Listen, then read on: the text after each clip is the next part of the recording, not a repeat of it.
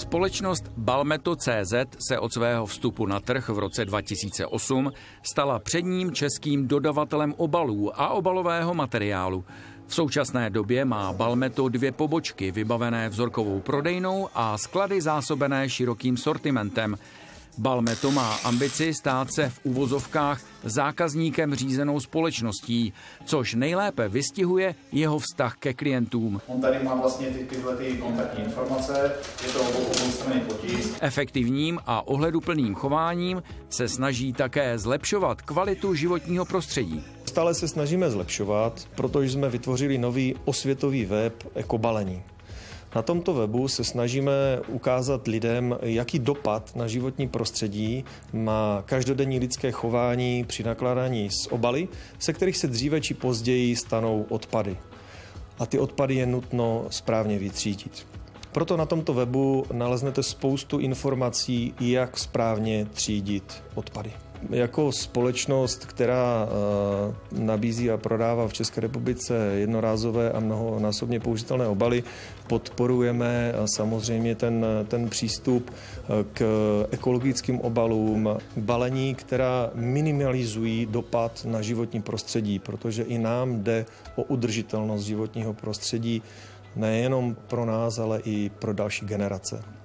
Berete to jako návod na třídění a recyklaci jenom pro vaše klienty nebo obecně, jak by se s obaly mělo nakládat? Bereme to obecně, nejenom pro naše klienty, ale pro všechny lidi, kteří kdy přijdou do styku s obalem, se kterého se později stane odpad. Jak je důležité sledovat ekologické značení? Ekologické značení je velmi důležité, protože to nám určuje přesně kontejner, do kterého máme ten obal vyhodit.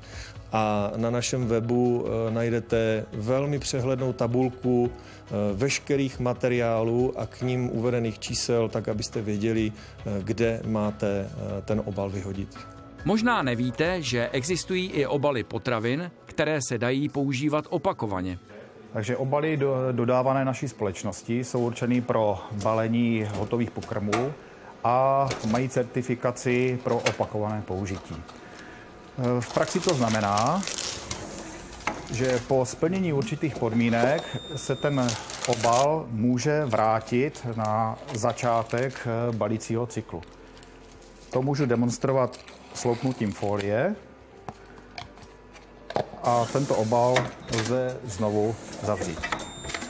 Restaurace do toho může zabalit polévku a po splnění určitých podmínek, to znamená zpětný odběr, vymytí, tento obal může být znovu použit. Tyto obaly podle provedení můžou projít 50 až 120 mycími cykly. Existují obaly, které lze vymýt i 500krát.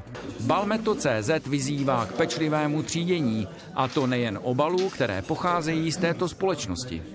Udělejte si doma oddělené kontejnery, do kterých můžete ten odpad separovat, třídit, vyzvěte své rodinné příslušníky, své blízké, aby vás v tom podpořili.